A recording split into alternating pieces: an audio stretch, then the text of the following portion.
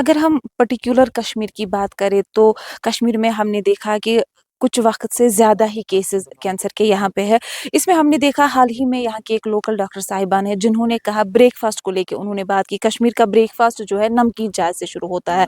तो इनका उनका ये मानना था कि ये भी एक रीज़न रह सकता है कैंसर के केसेस में इजाफा होने का। आप किस तरह से देखते हैं इसको? देखिए, मैं ये बात कहना चाहूँगा कि जो ज़्यादा रेड मीट कंज़म्पशन रहता है, उससे हमारे पेट के कैंसर थोड़े बढ़ते हैं, जो हमारे कॉज़ेटिव एजेंट हमारे डिस्क्राइब्ड हैं सारे। और प्लस अगर प्रिजर्वेटिव्स आप बहुत ज़्यादा यूज़ करते हैं खाने में, जैसे सॉल्टेड चीज़ें ले रहे हैं या फिर सॉल्टेड प्रिजर्वेटिव्स के साथ ले रहे हैं चीज़ें, तो वो कैंसर डेफ़िनिटली फ़ॉर्म करते हैं। और खाली पेट तो जब कैंसर की बात आती थी तो एजेड लोगों में ये बीमारी जो है पाई जाती थी। अब हम देखते हैं 20 साल 30 साल के नौजवानों में ये बीमारी आम हुई है। क्या रीज़न होता है? मेनली आप सही कह रहे हैं बिल्कुल। पहले तो हम बोलते थे हिस्टोरिकली कि मोर देन 50 इयर्स में ही कैंसर होता है, बट हमारे सामने बहुत सारे केसेस आए हैं। जब मैं टाटा मेमोरियल हॉस्पिटल में था, तब हमने बहुत सारे पेशेंट कोलोरेक्टल कैंसर के थे, जो बेचारे 20 साल में 30 साल की उम्र में उनको कैंसर होता था। और अनफॉर्चुनेटली जो यंग पेशेंट्स हैं, उनमें वो एग्रेसिव कैंसर भी आ रहा है। वो स्टेज 3 में डायग्नोज हो रहे हैं, एग्रेसिव कैंसर आ रहा है। डॉक्टर साहब,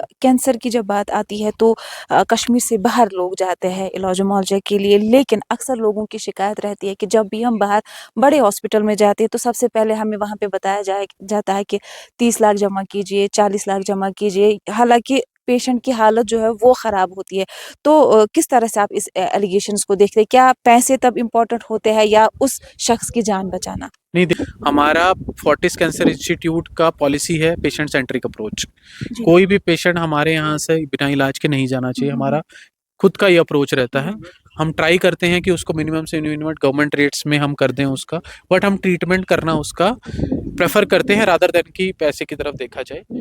डेफिनेटली। अस्सलाम वालेकुम नाज़रीन, आप देख रहे हैं गुड मॉर्निंग कश्मीर। इस वक्त हमारे साथ मौजूद है डॉक्टर जितेंद्र रोहिला जो कि कैंसर स्पेशलिस्ट है। आए दिन अगर हम देखेंगे तो कैंसर केसेस में इजाफा देखने को मिलता है। इसी हवाले से इनसे थोड़ी सी बातचीत भी करेंगे। सर, आपका शुक्रिया करते हैं गुड मॉर्निंग कश्मीर में। नमस्कार, नमस्कार। सबसे पहले जानना चाहेंगे, जैसे कि मैंने कहा कि कैंसर के केसेस में हमें इजाफा देखने को मिलता है, तो आपसे जानना चाहेंगे कि क्या रीज़न है और सिम्टम्स क्या रहते हैं कैंसर के? देखिए, कैंसर डेफिनेटली आजकल बहुत बढ़ रहा है। और इसके कॉजेज़ की अगर हम रीज़न्स की बात करेंगे, तो बहुत सारे रीज़न हैं जो हमारे हाथ में रहते हैं, जिनको मॉडिफाइबल रिस्क फैक्टर बोलते हैं। किसी भी फॉर्म में स्मोकिंग करना, टोबैको इंटेक करना, गुटखा च्यू करना, एक्सेस ऑफ अल्कोहल लेना, और वेट ज़्यादा होना जिसको हाई बीएमआई बोलते हैं, ओबेसिटी होना, डायबिटीज़ होना, और कुछ इन्फेक्शंस होते हैं जैसे ह्यूमन पैपिलोमा वायरस होता है, एच पाइलोरी इन्फेक्शन होता है, हेपेटाइटिस बी होता है। और हमारी जो डाइट है, पुअर डाइट होना, मोर ऑफ जंक फूड होना, लेस ऑफ फिजिकल एक्टिविटी होना, less of fruits and vegetables consume करना, ये सब मॉडिफाइबल रिस्क फैक्टर हैं। और इंडिया में अनफॉर्चुनेटली यही मेन रिस्क फैक्टर्स हैं जिनकी वजह से कैंसर होता है। अगर हम 10-20 साल पहले की बात करें तो जब कैंसर की बात आती थी तो एजेड लोगों में ये बीमारी जो है पाई जाती थी। अब हम देखते हैं 20 साल 30 साल के नौजवानों में ये बीमारी आम हुई है। क्या रीज़न होता है? मेनली आप सही कह रहे हैं बिल्कुल। पहले तो हम बोलते थे हिस्टोरिकली कि मोर देन 50 इयर्स में ही कैंसर होता है, बट हमारे सामने बहुत सारे केसेस आए हैं। जब मैं टाटा मेमोरियल हॉस्पिटल में था, तब हमने बहुत सारे पेशेंट कोलोरेक्टल कैंसर के थे, जो बेचारे 20 साल में 30 साल की उम्र में उनको कैंसर होता था। और अनफॉर्चुनेटली जो यंग पेशेंट्स हैं, उनमें वो एग्रेसिव कैंसर भी आ रहा है। वो स्टेज 3 में डायग्नोज हो रहे हैं, एग्रेसिव कैंसर आ रहा है। इसके कॉजेज कहना बहुत पॉइंट आउट करना बड़ा मुश्किल है, बट अगर तो लाइफस्टाइल, मेजोरिटी तो लाइफस्टाइल ही है। ओबेसिटी है, जंक फूड है, या फिर हमारा पॉल्यूशन भी बहुत बढ़ रहा है आजकल। कंटामिनेंट्स हैं हर चीज़ में, जो भी हम खा पी रहे हैं, थोड़ा कंटामिनेशन उसमें भी है। केमिकल्स का यूज़ हो रहा है, पेस्टिसाइड्स का यूज़ हो रहा है, इंसेक्टिसाइड्स का यूज़ हो रहा है। तो ये सारे फैक्टर्स भी हो सकते हैं। और बहुत यंग एज है तो जेनेटिक कॉजेज भी हैं कि फैमिली के थ्रू आ गए हैं उनको। बट डिस्टर्बिंग ट्रेंड है ये कि यंग पेशेंट्स में कैंसर हो रहा है। जी, अगर हम पर्टिकुलर कश्मीर की बात करें तो कश्मीर में हमने देखा कि कुछ वक्त से ज़्यादा ही केसेस कैंसर के यहाँ पे है। इसमें हमने देखा हाल ही में यहाँ की एक लोकल डॉक्टर साहिबान है जिन्होंने कहा ब्रेकफास्ट को लेके उन्होंने बात की। कश्मीर का ब्रेकफास्ट जो है नमकीन चाय से शुरू होता है।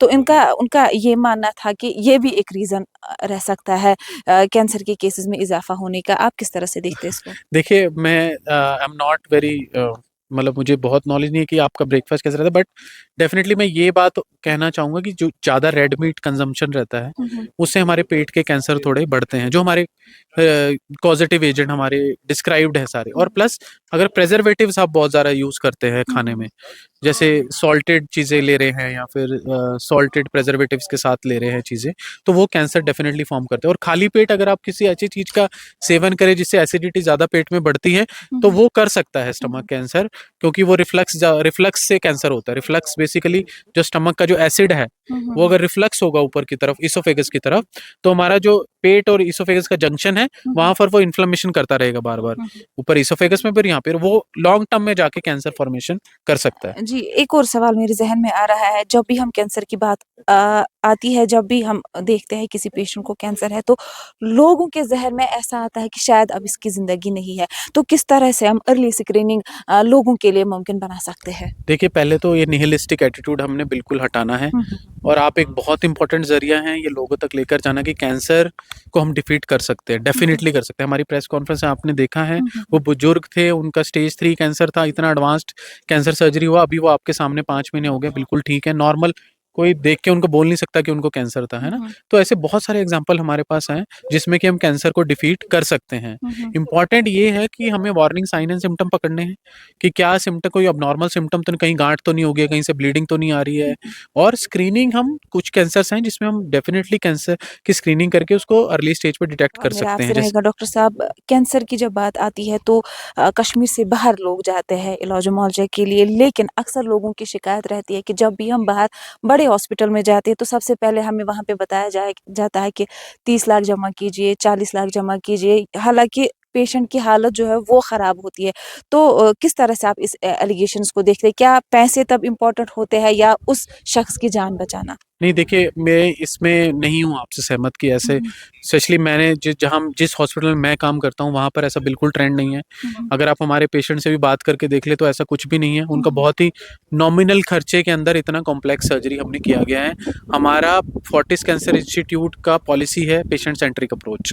जी। कोई भी पेशेंट हमारे यहाँ से बिना इलाज के नहीं जाना चाहिए। हमारा खुद का ये अप्रोच रहता है। हम ट्राई करते हैं कि उसको मिनिमम से मिनिमम गवर्नमेंट रेट्स में हम कर दें उसका, बट हम ट्रीटमेंट करना उसका प्रेफर करते हैं रादर देन कि पैसे की तरफ देखा बात जाए। करने के लिए हमारे साथ बात कर रहे थे डॉक्टर जितेंद्र रोहिला, जो कि कैंसर स्पेशलिस्ट है। इन्होंने बहुत ही अच्छी इन्फॉर्मेशन हमारे और आपके साथ कैंसर को लेके शेयर की। गुड मॉर्निंग कश्मीर के लिए मैं सुरखा जरा